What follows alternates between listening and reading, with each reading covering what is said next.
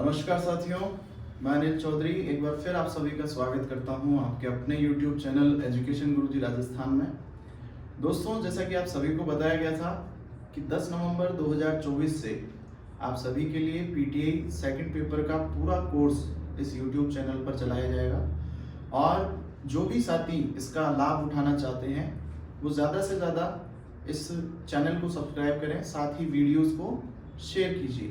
ठीक है, तो बात करें पीटीआई सेकंड पेपर की। जितने भी पीटीआई की तैयारी करने वाले मेरे साथी हैं उन सभी को पता होगा कि पीटीआई सेकंड पेपर पूरा 8 यूनिट में बटा हुआ है। अब 8 यूनिट है तो सारी यूनिट इम्पोर्टेंट है और सिर्फ सेकंड पेपर से ही काम नहीं चलने वाला, आपको फर्स्ट पेपर की भी तैयारी करनी होगी। अपन सिर्फ इस YouTube चैनल पर केवल पीटीआई सेकंड पेपर ही अपन इसमें रखेंगे। केवल सेकंड पेपर की पूरी तैयारी करवाई जाएगी। फर्स्ट पेपर में अपन इतना ज़्यादा नहीं घुसने वाले क्योंकि वो थोड़ा लेंथी होता है और बहुत ज़्यादा उसमें टॉपिक्स हैं, बहुत सारी चीज़ें, राजस्थान की संस्कृति, आर्ट एंड कल्चर वगैरह, बहुत सारा इतिहास। तो इस वजह से सिर्फ सेकंड पेपर जिसकी जानकारी थोड़ी बहुत रखते हैं, जिसको हम बांटना चाहते हैं आपके साथ। तो जैसा कि आप सभी को पता है सेकंड पेपर 8 यूनिट में बटा है और टोटल इसके अंक हैं 260, यानी कि आपको सेकंड पेपर में 260 अंक मिलने वाले हैं। कौन से पेपर में? Second paper. पीटीआई के सेकंड पेपर में कुल अंक कितने हैं? 260 अंक, यानी कि कुल प्रश्न कितने हो जाएंगे? 130। ये तो हो गया सेकंड पेपर। अब फर्स्ट पेपर का क्या सीन है? फर्स्ट पेपर में आपको 200 अंक दिए जाएंगे, यानी कि फर्स्ट पेपर में आप फर्स्ट पेपर कितने नंबरों का है? 200 अंकों का। 200 दूसरा पेपर है आपके 260 अंकों का, तो टोटल हो गया 460। इसमें आपको 100 प्रश्न दिए जाएंगे, ठीक है, जो कि एक प्रश्न 2 नंबर का, 100 प्रश्न 200 के। ठीक है, यहाँ पे भी एक प्रश्न 2 नंबर का है, 130 प्रश्न 260 नंबरों के। कुल मिला के कितने हो गए? 460। लेकिन पूरा पेपर, पूरा का पूरा जितना भी पीटीआई का पूरा जो तैयारी करते हैं वो अपन करते हैं 500 नंबर के लिए, यानी आपको सेलेक्ट किया जाता है 500 नंबरों में से। अब 500 नंबरों में से अपने पास तो 460 ही है, लेकिन बात करते हैं यहाँ पे सर्टिफिकेट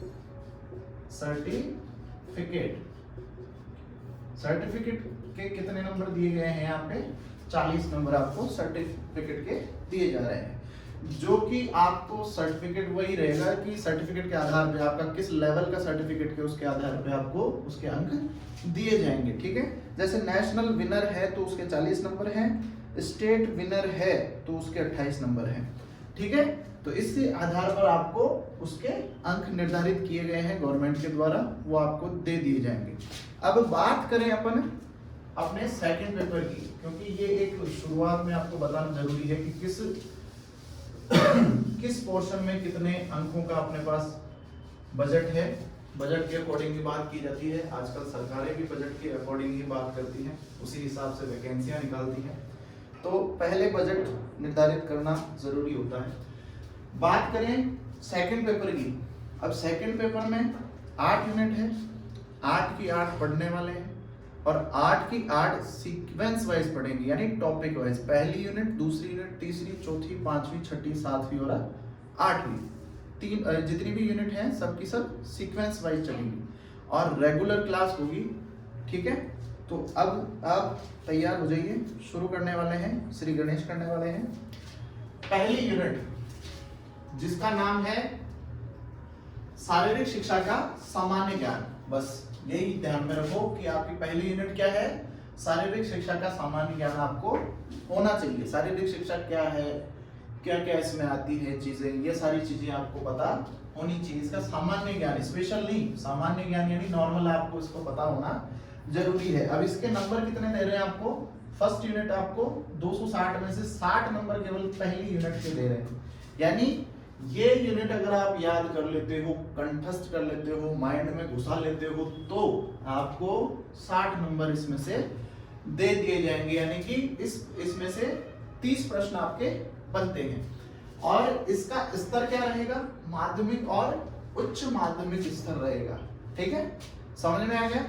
यानी कि आपने पहले माध्यमिक और उच्च माध्यमिक तो क्लियर की हुई है ही, तभी तो यहाँ तक पहुंचे हो, तभी तो पीटीआई बनने के लिए तैयारी कर रहे हो। ठीक है, माध्यमिक व उच्च माध्यमिक स्तर पर शारीरिक शिक्षा का सामान्य ज्ञान जिसके 60 नंबर आपको मिलने वाले हैं। अब इस यूनिट में जो पहला टॉपिक है वो क्या है, उसके बारे में अपन बात करते हैं। पहला यूनिट है शारीरिक शिक्षा, यही है भाई साहब पहला यूनिट। अब बात क्या हो रही है, शारीरिक शिक्षा का सामान्य ज्ञान। तो सबसे पहले शुरुआत किस टॉपिक से होगी, शारीरिक शिक्षा से ही होगी। अब इसमें क्या क्या है, इसमें एक तो इसका अर्थ क्या है, ठीक है, इसका अर्थ हो गया, लक्ष्य हो गए, उद्देश्य, आवश्यकता और महत्व। ठीक है, यह है पहली यूनिट का पहला टॉपिक। ठीक है, अर्थ, लक्ष्य, उद्देश्य, आवश्यकता और महत्व। ठीक है ना, बिल्कुल यही है। अब शारीरिक शिक्षा का अर्थ क्या है, उसके लक्ष्य क्या क्या है, उद्देश्य क्या है, आवश्यकता क्यों है शारीरिक शिक्षा की, और इसके महत्व क्या क्या है, ये अपन देखने वाले हैं। और देखने से पहले मैं आपको बता दूं, ये जो पहली यूनिट है ये आपको पढ़ने वाली ज्यादा है, समझने वाली कम है, रटने वाली ज्यादा है, ऐसे समझिए आप। ठीक है, यानी थ्योरेटिकल ज्यादा है, इसमें समझने वाली चीजें कम है लेकिन थोड़ी कम है। अब बात करें अर्थ की, शारीरिक शिक्षा के अर्थ की। अब शारीरिक शिक्षा क्या है भाई, शारीरिक शिक्षा एक सामान्य शिक्षा का ही अंग है। ऐसा थोड़ी है कोई अलग ही पूरा का पूरा, जैसे कि बहुत ही टिपिकल रॉकेट साइंस बना दिया हो जिससे कि कोई खतरनाक चीज हो। सामान्य शिक्षा का ये एक अंग है, यानी कि अपन नॉर्मल जो शिक्षा लेते हैं उसी का ये अंग है। और नॉर्मल शिक्षा क्या है, जो अपन ले रहे हैं, ठीक है, उसी का अंग है। शारीरिक शिक्षा क्या है, सामान्य शिक्षा का ही अंग है। ठीक है, शारीरिक शिक्षा क्या है, शारीरिक शिक्षा सामान्य शिक्षा का ही अंग है। और क्या है इसका, और क्या हो सकता है, क्या करती है ये शारीरिक शिक्षा, क्या करती है शारीरिक शिक्षा, व्यक्ति के व्यक्तित्व के सर्वांगीण विकास और संतुलित विकास। यानी इसका काम क्या है, शारीरिक शिक्षा एक व्यक्ति का पूरा विकास, सर्वांगीण विकास और संतुलित विकास करती है। यानी पूरे शरीर का विकास करती है, लेकिन संतुलित, ऐसा नहीं कि बहुत ज्यादा हो गया या बिल्कुल कम हो गया, यानी संतुलित विकास होता है इसके द्वारा। ठीक है, दूसरा ये क्या करती है, व्यक्ति के व्यक्तित्व का सर्वांगीण व संतुलित विकास करती है, विकास करती है। यही है शारीरिक शिक्षा। और क्या है, यानी व्यक्ति के व्यक्तित्व का सर्वांगीण विकास जो कि संतुलित हो, वही क्या है, शारीरिक शिक्षा है। अब बात करें इसके अर्थ की। ये तो क्या है, शारीरिक शिक्षा क्या है, नॉर्मली ऐसे ही जो कि दो लाइनें अपने को बोलनी थी वो है। अर्थ देख लेते हैं शारीरिक शिक्षा का अर्थ, जिसमें सबसे पहले शारीरिक शब्द का अर्थ ले लेते हैं। शारीरिक क्या है, शारीरिक शब्द का अर्थ, शब्द का देखो, ये जो भी चीजें आपको यहाँ बताई जा रही हैं, आप चाहो तो इसे नोट कर सकते हैं ये एक तरीके से नोट्स के रूप में ही बनेंगे पूरे के पूरे, जो आप बाद में पढ़ सकते हो। ठीक है, तो ये अगर आप लिखना चाहो किसी कॉपी में, आपकी इच्छा हो तो आप लिख सकते हो। ठीक है, अब जो शारीरिक शब्द है इसका अर्थ अपन देख लेते हैं। शारीरिक शब्द को अंग्रेजी में क्या कहते हैं? अंग्रेजी में इसको फिजिकल कहा जाता है। अंग्रेजी में इसको क्या कहा जाता है? फिजिकल कहा जाता है। यानी कि अंग्रेजी भाषा में शारीरिक शब्द का अर्थ क्या है, यानी कि ट्रांसलेशन क्या है? फिजिकल। अब ये जो फिजिकल है इसका मूल रूप है फिजिक। फिजिक, ठीक है, समझ में आ रहा है? शारीरिक शब्द है, इसका अंग्रेजी रूपांतरण है फिजिकल। और जो ये फिजिकल है ना, इसका मूल शब्द क्या है? फिजिक, यानी कि फिजिक्स से बना है फिजिकल। अब इसमें कैसे बन गया? इसमें एक सफिक्स लगता है, सफिक्स लगा दिया गया है आइकल। आइकल, ठीक है, जिससे शारीरिक मतलब फिजिकल शब्द बना है। इसमें एक शब्द सफिक्स लगा है आइकल, जिससे ये क्या करता है? फिजिकल, फिजिक की गतिमान रूप धारण करके क्या बनता है? फिजिकल बन जाता है। ठीक है, इसको लिखना चाहो तो लिख लेना, ज्यादा कोई बड़ी बात नहीं है। बात करें दूसरे, हिंदी में बात करें इसकी, शारीरिक, ठीक है ना। शारीरिक शब्द हिंदी में कैसे बना?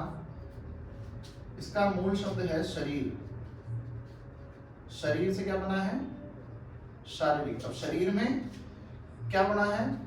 इसका मूल शब्द क्या आ गया? शरीर। लेकिन शरीर में क्या कौन सा प्रत्यय लग गया? एक प्रत्यय लगने पर ये क्या कर लेता है? शरीर के गुणों को धारण करता है। धारण कर क्या बन जाता है? शारीरिक शब्द बनता है।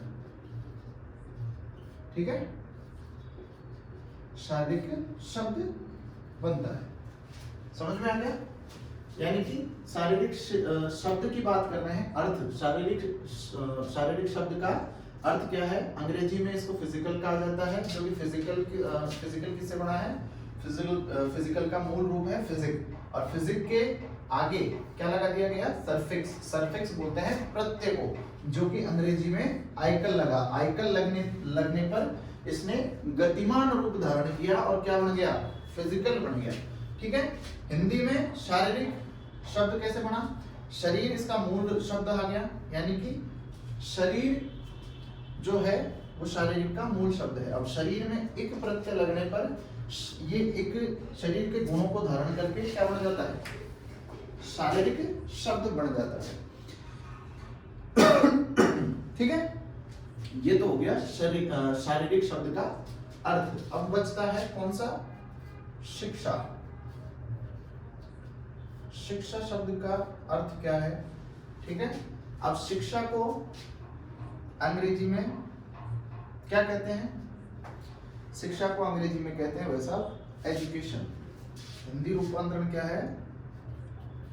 Education, sorry English translation. शिक्षा को अंग्रेजी में क्या कहते हैं? एजुकेशन कहते हैं। अब जो ये एजुकेशन है ना, ये लैटिन भाषा के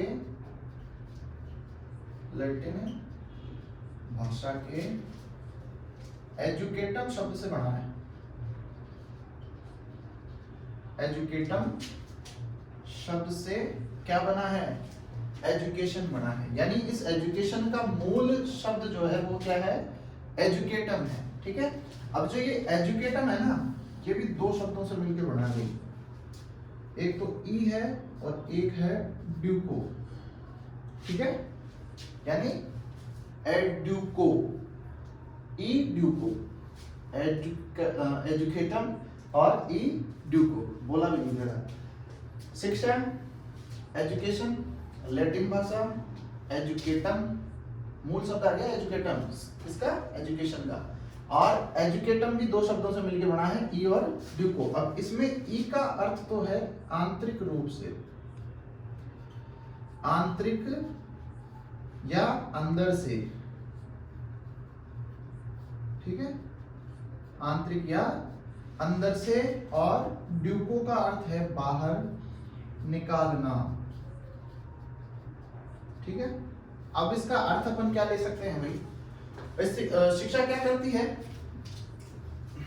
शिक्षा का कार्य क्या है, मनुष्य की आंतरिक शक्तियों को बाहर निकालना।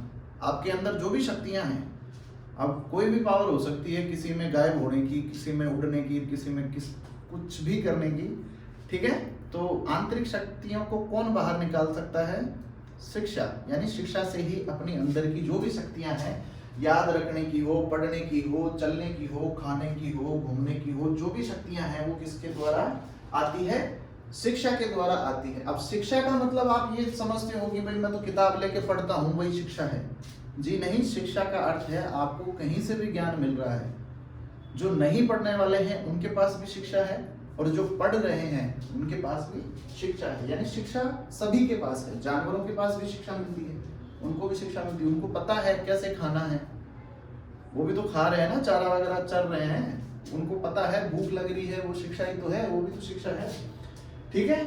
तो शिक्षा शब्द का अर्थ अपन ने देखा कि शिक्षा का अंग्रेजी ट्रांसलेशन तो हो गया एजुकेशन।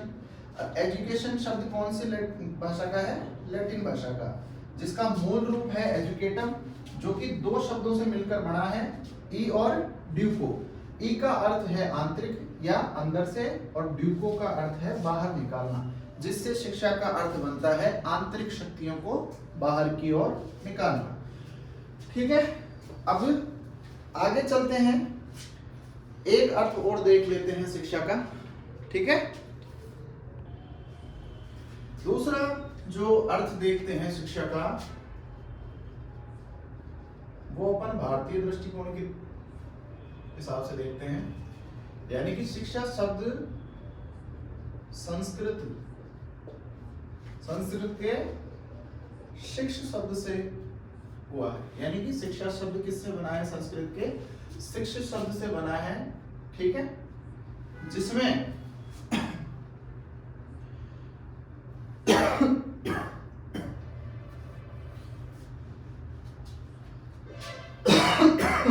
ठीक है, सॉरी, शिक्षा शब्द संस्कृत के शिक्ष शब्द से बना है, जिसमें सस धातु का प्रयोग होता है। सस धातु मिलके शिक्षा बनाती है, इसका मूल शब्द आ गया सस, सस धातु से निर्मित है शिक्षा, जिसका अर्थ क्या है, अनुशासित करना, ठीक है ना। यानी डिसिप्लिन सिखाती है शिक्षा, आपको डिसिप्लिन, आपके अंदर सारी चीजें, आप किसी भी चीज के ऊपर नियंत्रण करना ही क्या है, शिक्षा है। यानी अनुशासित करती है आपको। कोई भी चीज मान लीजिए, जैसे कोई गोलगप्पे खा रहा है, खाए जा रहा है, खाए जा रहा है, खाए जा रहा है, लेकिन अगर उसके पास एजुकेशन है तो उसे पता है कि गोलगप्पे कितने खाने हैं, है ना। यानी कंट्रोल, डिसिप्लिन, अनुशासित कब होगा, जब उसके पास शिक्षा होगी, उसको पता है कि अपने को कितना काम करना है, ठीक है। तो ये तो हो गई अपने अर्थ की बात, ठीक है ना। यानी कि शारीरिक शिक्षा का अर्थ हमने देखा है। अब बात करते हैं इसकी, कुछ और बातें लिख लेते हैं शारीरिक शिक्षा में, ठीक है। जैसे ऐसी शिक्षा जिसका सीधा सीधा संबंध गामक गतिविधियों से हो, ठीक है। शारीरिक शिक्षा, चलो वापस लिख लेते हैं, इसको मिटा देता हूं, अर्थ में कुछ और लिख लेते हैं, नहीं तो अनर्थ हो जाएगा, ठीक है ना। शारीरिक शिक्षा का अर्थ ये तो समझाने के हिसाब से था, ठीक है। अब लिख लो, लिखो या याद करो, जो भी तुम्हारी मर्जी है। ऐसी शिक्षा जिसका सीधा सीधा संबंध गामक गतिविधियों से हो, ऐसी शिक्षा जिसका संबंध गामक गतिविधियों से हो।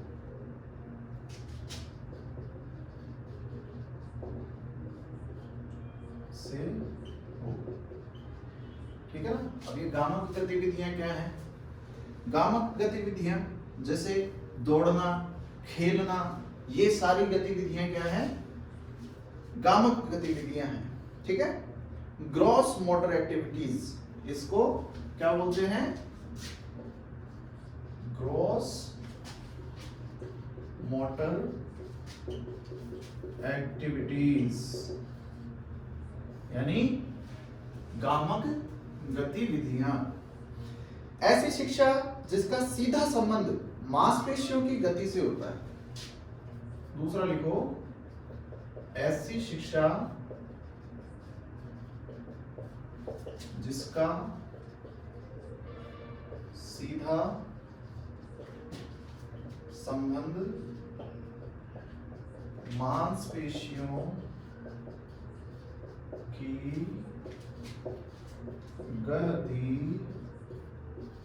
से हो। ठीक है। यानी ऐसी शिक्षा जिसका सीधा संबंध मांसपेशियों की गति से हो। मांसपेशियां यानी कोई भी कार्य करोगे आप, कुछ भी, जैसे मैं हिल भी रहा हूं ना तो मेरी मांसपेशियों का कार्य, गति कर रही है मांसपेशियां। ठीक है। किसी भी कार्य में काम में आती है, यानी कि कोई भी काम आप कर रहे हो तो मांसपेशियों की गति होती है। जो ऐसी शिक्षा जिसका सीधा संबंध मांसपेशियों की गति से हो, यानी कोई भी क्रिया कर रहे हो आप। ठीक है। ऐसी शिक्षा जो लर्निंग बाय डूइंग। ठीक है। ऐसी राइटिंग समझ लेना है भाई, समझ में नहीं आए तो कमेंट में बता देना, सुधार लेंगे। ऐसी शिक्षा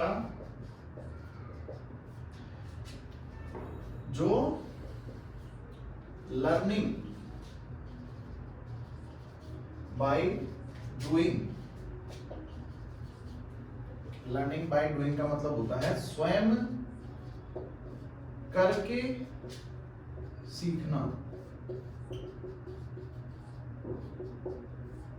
ऐसी शिक्षा जो लर्निंग बाय डूइंग पे काम करती हो, स्वयं करके सीखने के सिद्धांत पे काम करती हो। ठीक है। आगे लिख लो, सीखना के सिद्धांत पे काम करती हो, सिद्धांत पे काम करती हो।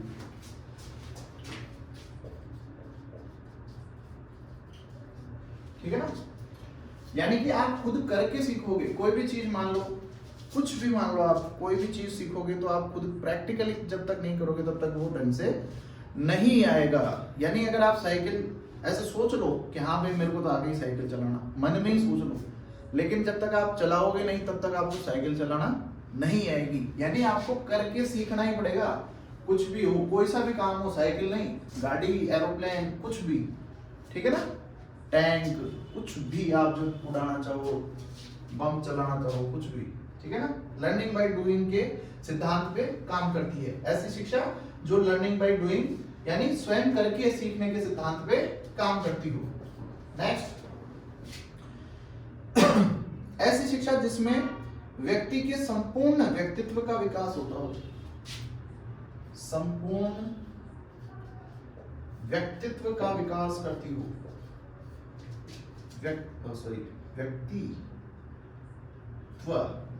व्यक्तित्व, संपूर्ण व्यक्तित्व का विकास करती हो। बिल्कुल विकास करती हो। किसका? व्यक्ति के संपूर्ण व्यक्तित्व का विकास करती हो। ऐसी शिक्षा जो व्यक्ति के संपूर्ण व्यक्तित्व का विकास करती हो। अगला है ऐसी शिक्षा जिसमें शारीरिक गतिविधियों का चयन करने में मानसिक योग्यता का सीधा सीधा पता चलता हो। बिल्कुल सही बात है। ऐसी शिक्षा, ऐसी शिक्षा जिसमें शारीरिक गतिविधियों का, जिसमें शारीरिक गतिविधियों का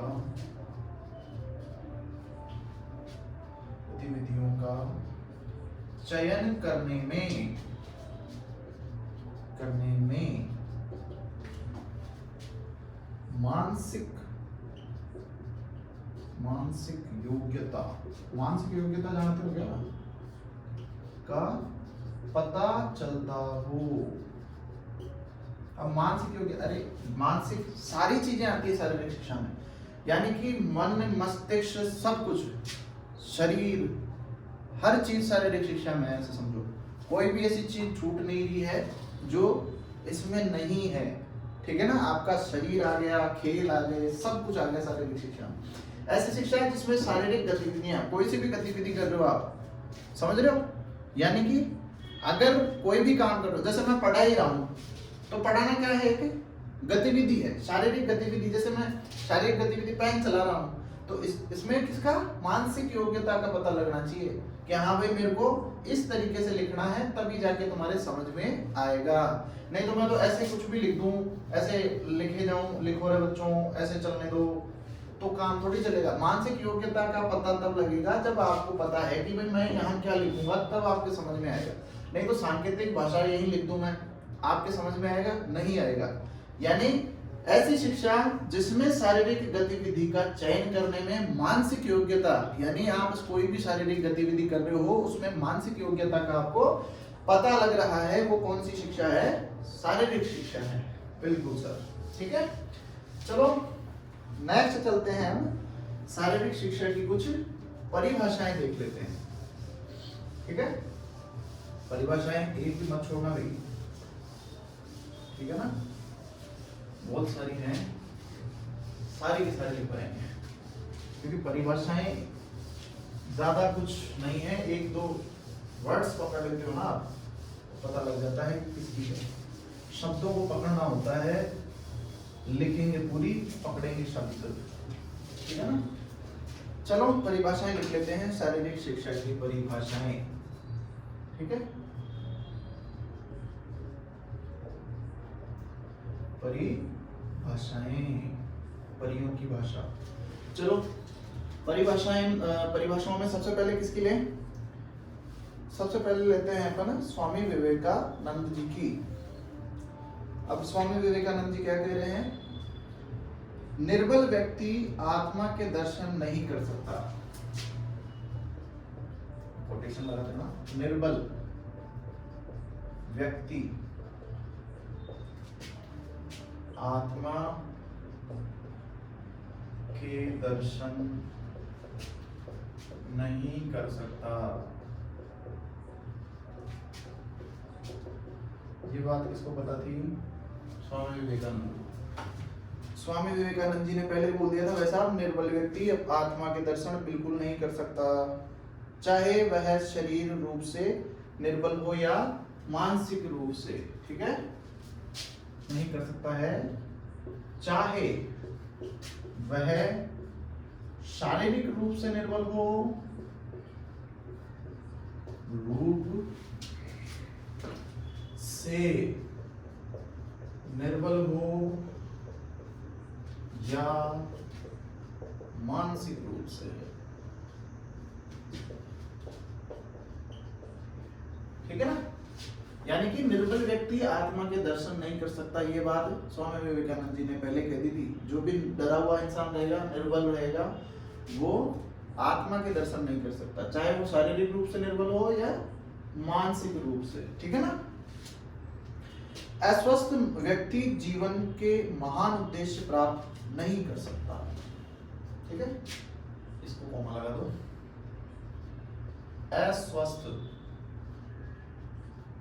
अस्वस्थ व्यक्ति जीवन के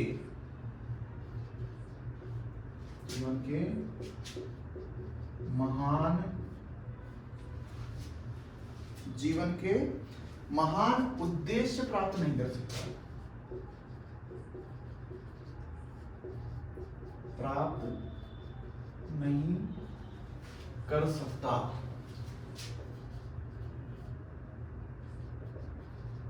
ठीक है ना। यानी कि विवेकानंद जी क्या कह रहे हैं? निर्बल व्यक्ति आत्मा के दर्शन बिल्कुल नहीं कर सकता, चाहे वह शारीरिक रूप से निर्बल हो या मानसिक रूप से। इसके बाद भी उनको जग नहीं पड़ी अस्वस्थ व्यक्ति जीवन के महान उद्देश्य प्राप्त नहीं कर सकता। मतलब जो अस्वस्थ है, जो स्वस्थ नहीं है, वो भी क्या नहीं कर सकता, जीवन के महान उद्देश्य।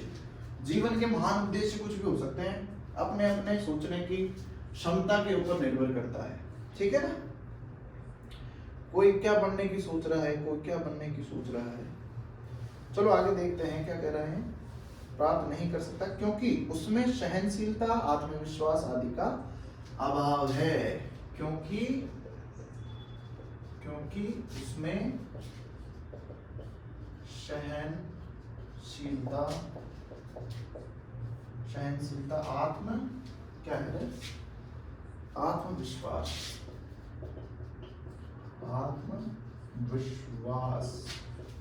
आदि का अभाव है।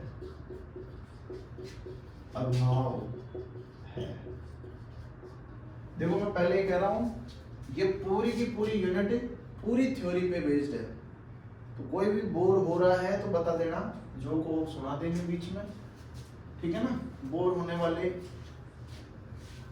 बता देना, ठीक है ना। ये किसने बोला है भाई, ये कोटेशन किसका है, स्वामी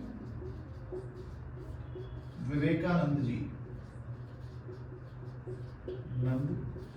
बहुत ही महान वो थे, स्पीकर थे, बहुत अच्छा बोलते थे। और कहा जाता है कि इनका जो माइंड है औरों से तेज चलता था, ठीक है ना। ये तो हो गई स्वामी विवेकानंद जी की बात। स्वामी विवेकानंद जी क्या कह रहे हैं भाई, एक बार फिर से सुन लो इनकी बात। निर्बल व्यक्ति आत्मा के दर्शन बिल्कुल भी नहीं कर सकता है। जो निर्बल है वो कभी भी अपनी आत्मा नहीं देख सकता। देखो बात सीधी सीधी मैं बता दूं, चाहे निर्बल हो या बलवान हो, आत्मा अगर सामने आ गई ना तो दर्शन छोड़ो, पता नहीं क्या क्या नहीं कर सकता वो, ठीक है ना। निर्बल व्यक्ति आत्मा के दर्शन नहीं कर सकता है। अब ये पता नहीं कौन सी आत्मा की बात कर रहे हैं, चाहे वह शारीरिक रूप से निर्बल हो या मानसिक रूप से, ठीक है। यानी शारीरिक रूप से या मानसिक रूप से कैसे भी निर्बल हो, पर वो आत्मा के दर्शन नहीं कर सकता। अस्वस्थ व्यक्ति जीवन के महान उद्देश्य प्राप्त नहीं कर सकता क्योंकि उसमें सहनशीलता और आत्मविश्वास आदि का अभाव है। ये कह रहे हैं कौन, अब इसमें 3 शब्द पकड़ लो आपको। आत्मा के दर्शन नहीं कर सकता, ठीक है, और क्या क्या नहीं कर सकता, जीवन के महान उद्देश्य प्राप्त नहीं कर सकता। बस ये 2 शब्द भी पकड़ लोगे ना, पता लग जाएगा कौन कह रहा है, स्वामी विवेकानंद जी। यानी आत्मा के दर्शन कौन करवा रहा है, स्वामी जी। स्वामी जी के पास चले जाओ, आत्मा के दर्शन हो जाएंगे, ठीक है। कैसे भी याद कर लो रे। अगला है, बड़ी बड़ी है ये, छोटी नहीं, क्या लिखाने में दिक्कत है। चलो लिखते हैं अगली है मुदालियर शिक्षा आयोग 1953। मुदालियर लिखाएंगे सारी, लियर याद करो नहीं करो तुम्हारे ऊपर।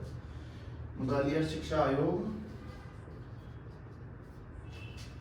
ये क्या कह रहा है, 1953 में इसका गठन हुआ था, क्या हुआ था देख लेना, ठीक है ना। अब ये क्या कह रहा है, यह केवल शारीरिक कारणों से ही महत्वपूर्ण नहीं है। ये तो हमको भी पता है सर, यह केवल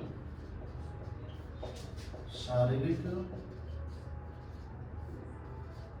कारणों, यह केवल शारीरिक कारणों से ही महत्वपूर्ण नहीं है, से ही महत्वपूर्ण नहीं है। फिर आगे भी तो बताओ, बल्कि इसलिए कि अच्छे शारीरिक स्वास्थ्य पर ही उत्तम मानसिक स्वास्थ्य भी निर्भर करता है। अच्छा, बल्कि इसलिए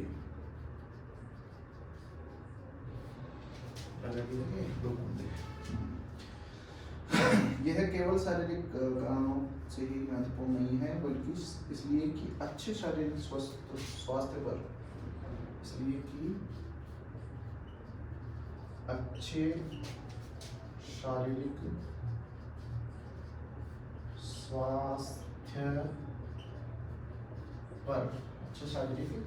स्वास्थ्य पर ही उत्तम मानसिक स्वास्थ्य पर ही उत्तम मानसिक स्वास्थ्य निर्भर है। ठीक है ना। कौन कह रहा है? मुदालिया शिक्षा आयोग 1953 कह रहा है यह केवल शारीरिक कारणों से ही महत्वपूर्ण नहीं है। क्या? शारीरिक शिक्षा यह केवल शारीरिक कारणों से ही महत्वपूर्ण नहीं है, बल्कि इसलिए है कि अच्छे शारीरिक स्वास्थ्य पर ही उत्तम मानसिक स्वास्थ्य निर्भर करता है। यानी अगर आपका शारीरिक, कौन सा शारीरिक स्वास्थ्य, आपका ऊपरी शारीरिक स्वास्थ्य जब तक सही नहीं होगा ना, तब तक आप आंतरिक मानसिक स्वास्थ्य सही नहीं रहेगा। यानी अगर आप रोगी हो, कुछ भी हो रखा है, तो आप परेशान रहोगे मानसिक रूप से भी। ठीक है ना। चलो 2 हो गई। 2 में क्या क्या, इसमें क्या पकड़ोगे भाई? इसमें सीधा सीधा क्या पकड़ना है?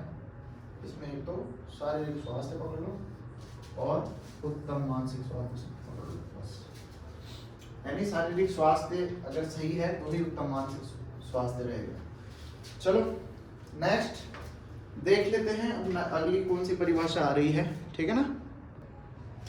चलो नेक्स्ट है कोठारी शिक्षा आयोग। नेक्स्ट कौन सा है? कोठारी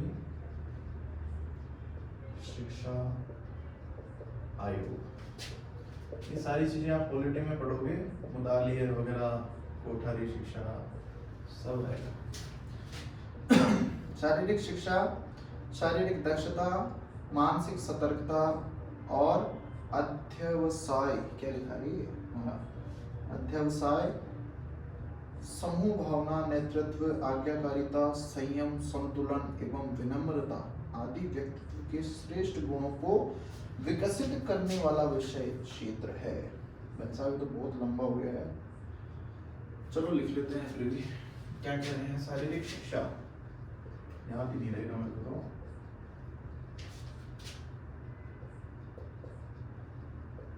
कम से कम 25 से 30 वो है, लिख लेंगे, कोई बात नहीं। जल्दी जल्दी लिखा देता हूँ। चलो शारीरिक शिक्षा, शारीरिक दक्षता,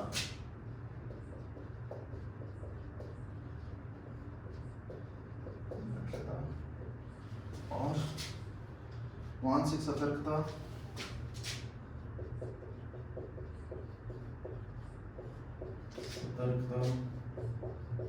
अध्यवसाय,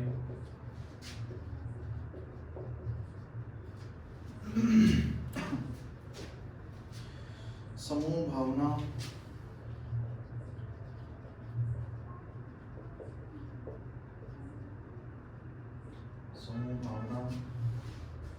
नेतृत्व, आज्ञाकारिता,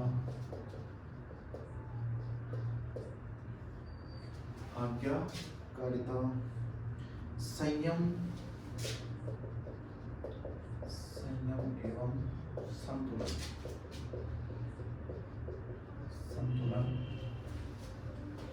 विनम्रता आदि, संतुलन और विनम्रता आदि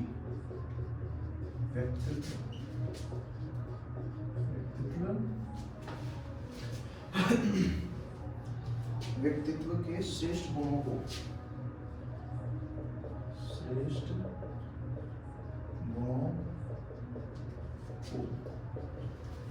व्यक्तित्व के श्रेष्ठ गुणों को विकसित करने वाला विशेष क्षेत्र है।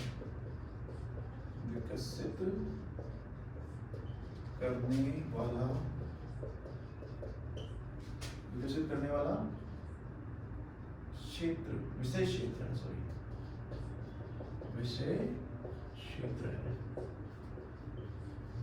ठीक है ना। ये किसने बोला था वैसा? कोठारी आयोग ने बोला। ये दूसरे लिख लो।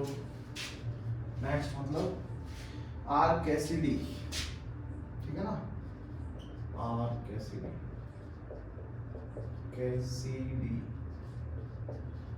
ठीक है ना। आर कैसिडी के अनुसार क्या है भाई? व्यक्ति में अनुभव द्वारा उत्पन्न व्यक्ति ने अनुभवों द्वारा उत्पन्न, व्यक्ति में अनुभव द्वारा उत्पन्न परिवर्तनों उस समेकित रूप को कहते हैं। परिवर्तनों उस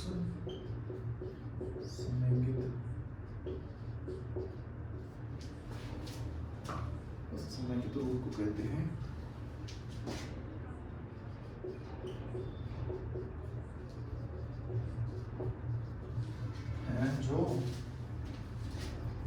जो कामक क्रियाओं को उत्प्रेरित करता है, उत्प्रेरित करता है। ठीक है ना, ये वो कह रहा है आर कैसे। नेक्स्ट है माध्यमिक शिक्षा आयोग। क्या है यार, माध्यमिक शिक्षा भी परेशान है। शारीरिक शिक्षा शारीरिक ड्रिल अथवा नियमबद्ध व्यायाम से बहुत ऊंची है। चलो इसका मैं आपको चैनल पे यानी कि टेलीग्राम चैनल पे पूरा का पूरा जितनी भी परिभाषाएं हैं इनका स्क्रीनशॉट फोटो जो भी है वो लेके भेजूंगा। ठीक है ना, एक लिख लो आप। चलो मैं लिखवा देता हूँ अरस्तु, बाकी की आपको लिखवा दूंगा, नहीं तो बोर हो जाओगे। अभी मेरे को गालियां दोगे, साला ये पढ़ाने लाया या टॉर्चर करने लाया है ना। चलो अब लिख लो अरस्तु का। अरस्तु लिखो। अरस्तु क्या कह रहा है? अरस्तु कह रहा है स्वस्थ शरीर में ही स्वस्थ मस्तिष्क निवास करता है। स्वस्थ शरीर में स्वस्थ मस्तिष्क निवास करता है।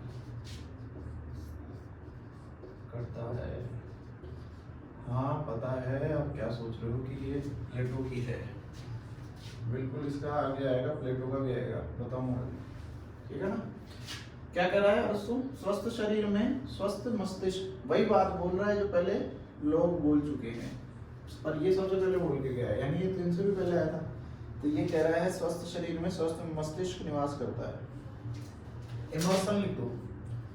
इमर्सन, इमर्सन क्या कह रहा है भाई साहब? स्वास्थ्य ही पहली पूंजी है। सही बोल रहा है, स्वास्थ्य ही पहली पूंजी है। पूंजी, अब पूंजी तो जानते होंगे ना सारे, ऐसा थोड़ी है कोई जो नहीं जानता है। पूंजी यानी आपका धन, स्वास्थ्य ही पहला धन है। ठीक है। और एक होल की ओर लिख लो। धन की हानि कोई हानि नहीं, परंतु यदि स्वास्थ्य की हानि हो जाए तो कुछ हानि अवश्य हो जाती है। बिल्कुल भाई साहब, ये तो डायलॉग हो गया। और भाई साहब डायलॉग लिखे थे पहले। देखो धन की हानि कोई हानि नहीं है, यानी डायलॉग देखो आप, धन की हानि मेरे लिए कोई हानि नहीं है, कोई हानि नहीं है। और आज धन की हानि हो जाए, सारे जिंदा जला दे, दूसरे काट दे बीच में से। धन की हानि कोई हानि नहीं, परंतु लेकिन किंतु, हाँ परंतु क्या, हाँ स्वास्थ्य की हानि, अगर स्वास्थ्य की हानि होती है, स्वास्थ्य क्या, हाँ स्वास्थ्य की हानि हो जाए, परंतु स्वास्थ्य की हानि हो जाए तो कुछ हानि हो जाएगी।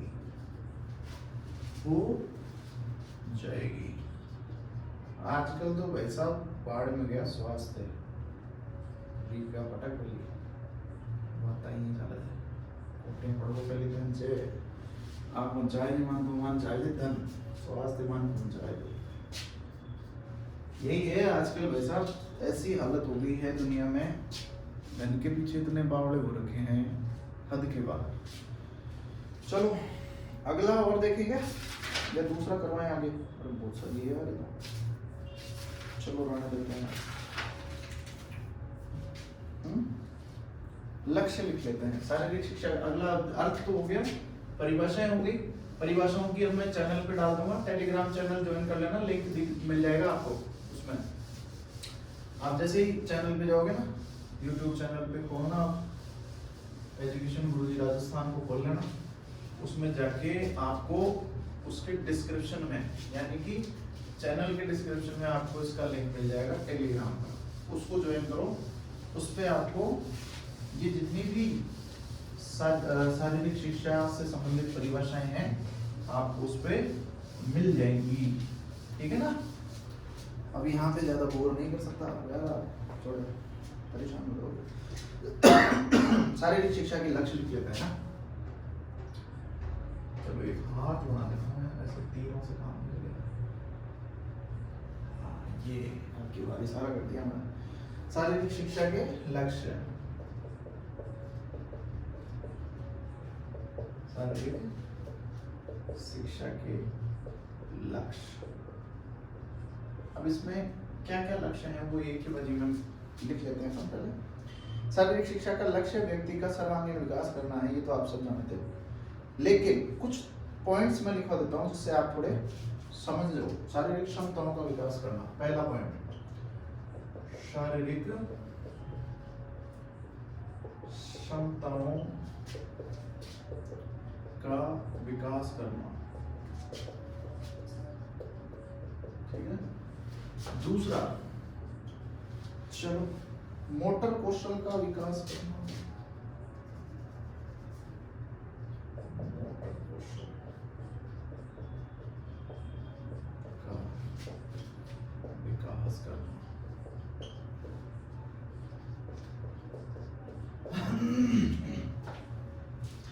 मानसिक, सामाजिक, भावनात्मक और संज्ञानात्मक विकास, मानसिक,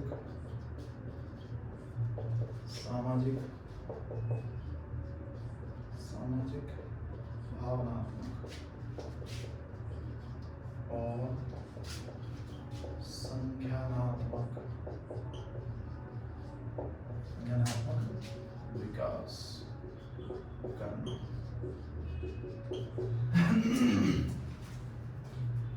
ठीक है। उचित सामाजिक कौशल विकसित करना, उचित सामाजिक कौशल,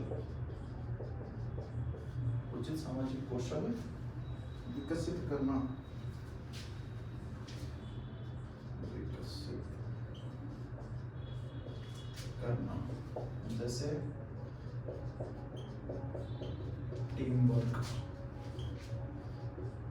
टीम वर्क यानी एक साथ काम करना, ठीक है। दूसरा नैतिक व्यवहार, अच्छा व्यवहार है, ठीक है। सहयोग और शिष्टाचार हो गए, सहयोग की भावना, किसी की सहायता करना, शिष्टाचार, आदर से बात करना। सब आजकल थोड़ी बताइए, आजकल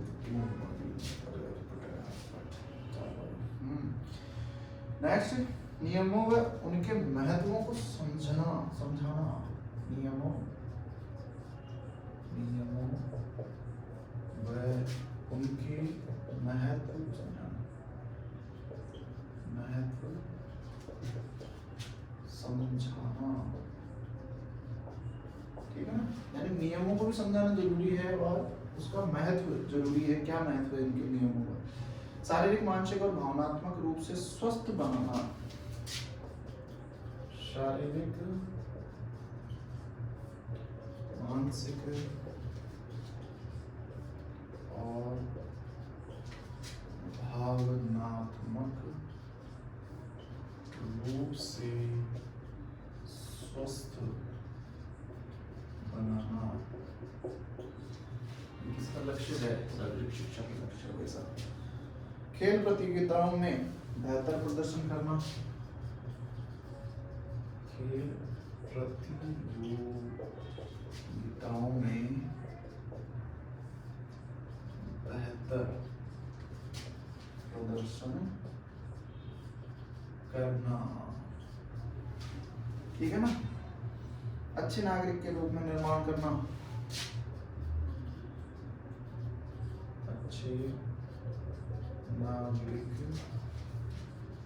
के रूप में निर्माण करना। ठीक है, ये हो गए क्या लक्ष्य। एक बार और देख लेते हैं।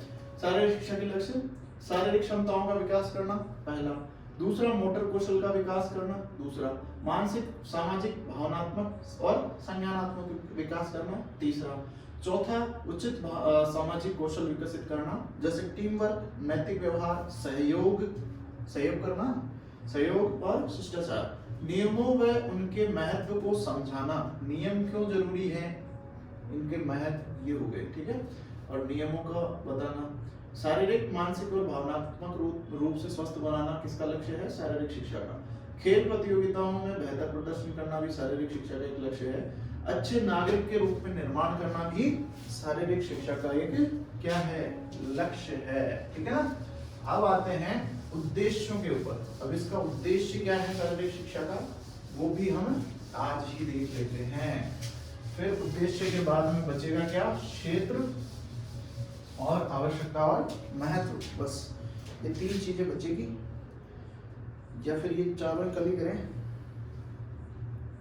टाइम क्या हो गया देखते हैं, देखिए 1 घंटा थोड़ी हो गया, अरे हो जाएगा, उद्देश्य थोड़ी सी हो जाएगा, 1 घंटा 5-7 मिनट हो जाएगा उद्देश्य। ठीक है ना, चलो उद्देश्य क्या क्या है, लक्ष्य एक होता है लेकिन उद्देश्य अनेक हो सकते हैं। देखो लक्ष्य निर्धारित होता है, जैसे आपका लक्ष्य है पीटीआई बनना, आपको निर्धारित है ये। ठीक है ना, उद्देश्य क्या क्या है वो अनेक हो सकते हैं। ठीक है, और लक्ष्य उद्देश्यों के द्वारा ही प्राप्त किया जाता है। जैसे मेरा उद्देश्य है पढ़ना, लेकिन लक्ष्य क्या है, पीटीआई बनना।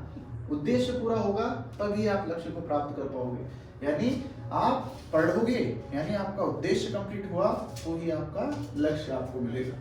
तो लक्ष्य एक होता है लेकिन क्या, अरे यार, ठीक है ना, चलो करते हैं शुरुआत। सबसे पहले एच.सी. क्लार्क के अनुसार उद्देश्य 3 दिए हैं। एच.सी. क्लार्क है, सॉरी, क्लार्क ने के अनुसार 3 उद्देश्य कौन कौन से, पहला शारीरिक स्वास्थ्य में वृद्धि, शारीरिक स्वास्थ्य में वृद्धि। ठीक है, दूसरा क्या कह रहा है, सामाजिक गुणों में वृद्धि,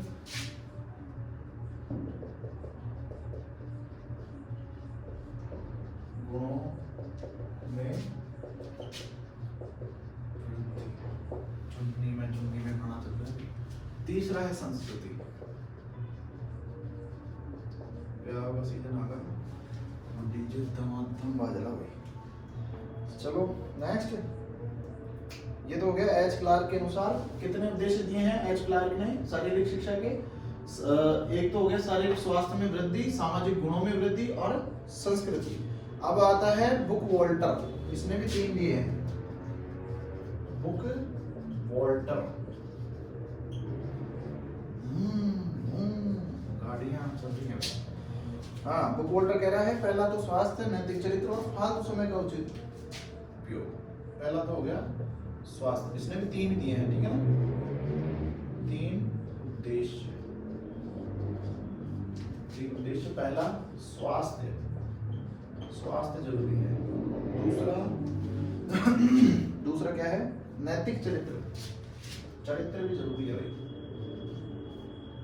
चरित्र नैतिक चरित्र, और तीसरा समय का सही सदुपयोग, है ना।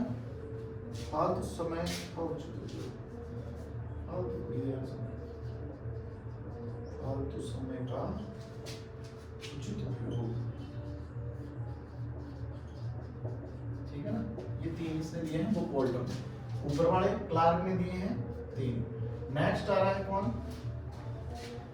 हैथरिंगटन, इसने 5 दे दिया। हैथरिंगटन, स्पेलिंग वगैरह कोई दिक्कत नहीं, नाम याद रखना। तात्कालिक उद्देश्य 3, इसने 5 दिए भाई, 5 उद्देश्य, 5 उद्देश्य, ठीक है ना। कौन कौन से, तात्कालिक उद्देश्य, कालिक उद्देश्य। दूसरा क्या है, दूरवर्ती उद्देश्य, दूरवर्ती उद्देश्य। तीसरा विकासात्मक उद्देश्य,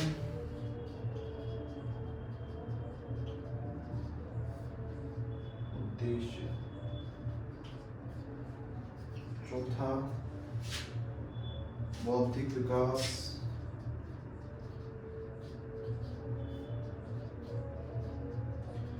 और अंतिम है 5वां स्नायु पेशीय विकास, न्यूरोमांसपेशीय समन्वय, स्नायु पेशीय विकास, ठीक है। ये हो गए शारीरिक शिक्षा के उद्देश्य। अब शारीरिक शिक्षा के मुख्य उद्देश्य हैं वो अपन कल पढ़ेंगे, ठीक है। आज के लिए इतना ही बहुत है, नहीं तो आज आप बोर हो जाओगे, मैं भी मरी जाऊंगा इसे सुन, ठीक है ना। चलो मिलते हैं अगली क्लास में। कल बाकी रह गए एक तो क्षेत्र, ठीक है, शारीरिक शिक्षा के क्षेत्र और आवश्यकता और महत्व, ये 3 टॉपिक शारीरिक शिक्षा के बचे हुए हैं। मतलब पहला ही टॉपिक है, अभी कंप्लीट नहीं हुआ है, तो इसके 3 और भाग हैं। एक तो शारीरिक शिक्षा के क्षेत्र, आवश्यकता और महत्व, ये ठीक है। उद्देश्य में भी थोड़ा बहुत पोर्शन रह रहा है, वो कल करवा देंगे। चलो सोने दो यार, नींद आ रही है। नमस्कार, अगर वीडियो पसंद आए तो शेयर कर देना, चैनल को सब्सक्राइब कर देना, ठीक है। Bye bye, good night, Ram Ram साहब, जय श्री राम।